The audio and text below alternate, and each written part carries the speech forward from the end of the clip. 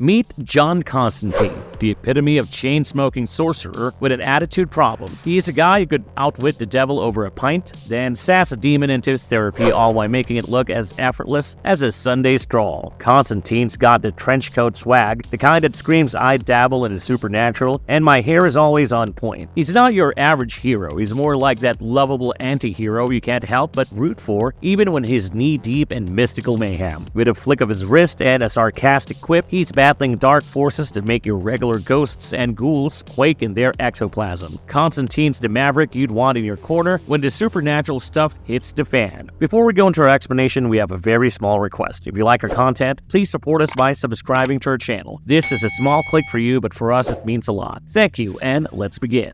The unexpected tale of John Constantine as Dr. Fate in the comics. In the world of the DC Comics universe, some stories redefine the boundaries of magic and mayhem, and thus enters John Constantine, everyone's favorite snarky sorcerer donning the helmet of Dr. Fate to take on the treacherous Trigon. It's a mashup of epic proportions where Hellblazer meets the Lord of Order. Hold on to your magical hats because here's what went down in this wild adventure. The demon predicts a cataclysmic event, the arrival of Trigon, a being of immense evil. Time is of the essence, and Constantine knows it. He gathers a team of misfit heroes including Red Hood, Damian Wayne, Ravager, Cassandra Cain, and the almighty Swamp Thing. Their mission? To retrieve the Spear of Destiny from Dead Man, housed in the hidden city of Nanda Parbat. With the help of Swamp Thing, they all end up at Nanda Parbat. While other teammates weren't actually aware of the agenda of the day, Constantine had it quite sorted in his head. He's straight away headed to see the Spear of Destiny, of course to steal it. He holds the spear and stabs the goddess Ramakushna, and the team is shocked to see this. They all try to flee from Nanda Parbat and reach their next destination. I told you Hellblazer had it sorted in his head. As they venture into the unknown, chaos unfolds, and the Rock of Eternity. Why the Rock of Eternity? For Shazam's staff, of course. Captain Marvel Jr., infected and deadly, takes out Red Hood. But Cassandra Cain, armed with newfound lightning powers from the staff of Shazam, avenges the fallen. The loss ignites anger, and Damian Wayne confronts Constantine, blaming him for the tragedy. Down under, the Penguins bossing around, demanding progress on androids. Back in Gotham, Cyborg's cracking the life equation, but has no idea how to create a cure. Amidst the turmoil, Constantine forges ahead, harnessing the power of the green through Swamp Thing, Poison Ivy, and more to create a cure. The cure is a last-ditch effort to combat the anti-living virus, an impending apocalypse. The stakes are sky high and the clock is ticking. Mr. Miracle, the escape artist extraordinaire, persuades Green Canary for Big Barda to be the test subject for the cure. Miracle, Dina, and John go moon-hopping with a cure, Barda in tow. The plan succeeds and hope flickers in the darkness. However, Zatanna and the Phantom Stranger confront Constantine about his drastic actions. The tension rises as Constantine unveils the impending threat of the Amazo army and Trigon. While Constantine chills in his hideout with his cloak, the Spear of Destiny, Shazam's staff, and Madame Xanadu's crystal, who knew this wasn't the end of his master plan? In a daring move, Constantine seizes Dr. Fate's helmet, merging its power with other mystical artifacts. He becomes the ultimate magical entity on Earth, ready to face Trigon. The Amazo androids are on an anti-living hunt in Australia, causing mayhem. The Justice League swoops in, taking the battle to the skies. Meanwhile, Constantine faces Trigon in Paris. But Trigon's a tough nut to crack, and Constantine pays the price. In Australia, the League's in a tight spot against the Amazos. Superman and Kid Flash dive into the cure mission, injecting hope across the globe. Meanwhile, the Super Sons plot their hackers' revenge, taking down the Amazos. The battle rages on with the fated world hanging in the balance. Constantine's strategy unfolds in a whirlwind of magic and determination. He manipulates time and destiny, absorbing souls and taking control of Trigon's mind. Constantine seizes Trigon's mind and forces the demon to meet his own demise. The culmination of this incredible battle sees Trigon defeated, but at a grave cost. Constantine's actions have irreversibly tainted his own soul. In the aftermath of the battle, the world grapples with the aftermath of the anti-living virus. The heroes emerge victorious, but the scars run deep. The story doesn't end with a tidy bow. It hints at future challenges and adventures, leaving readers eagerly anticipating what comes next in this narrative. In this saga, the fusion of John Constantine's gritty charm, the supernatural side of Dr. Fate, and the looming threat of Trigon creates a plot that's kinda electrifying. The battle against darkness, both within and without, serves as a testament to the resilience and courage of the heroes in the face of overwhelming odds. Magic, mayhem, and a dash of the unexpected unexpected, it's a roller coaster of a tale that lures you into the mystical abyss, leaving you craving for more. Stay tuned, because in the realm of Constantine, the adventure never truly ends. As the dust settled and the world slowly began to recover, a bittersweet victory hung in the air. The battle against Trigon and the Amazo threat had exacted a heavy toll. Constantine, a man known for dancing on the edge of danger, had paid the ultimate price. His sacrifice was both a somber reminder of the stakes in the world of magic and a beacon of hope for those who survived. In the aftermath, the heroes regrouped and assessed the situation. The cured anti-living victims are welcomed back to society, their resilience and strength celebrated. But not all stories had a happy ending. The losses were felt deeply, especially for Red Hood, whose absence left a gaping hole in the hearts of his allies. Despite the grim reality, a glimmer of hope emerged. Constantine's actions, while controversial, had thwarted the catastrophic plans of Trigon and halted the Amazo army. The world, battered but undefeated, began to rebuild. In the end, the story of Constantine's bold sacrifice and the triumph of heroes against unordinary odds became a legend, inspiring a new generation to rise and continue to fight for justice, for hope, and for a better tomorrow. The saga was far from over, and the pages of the future were ready to be written with ink, sweat, and the unyielding spirit of those who call themselves heroes.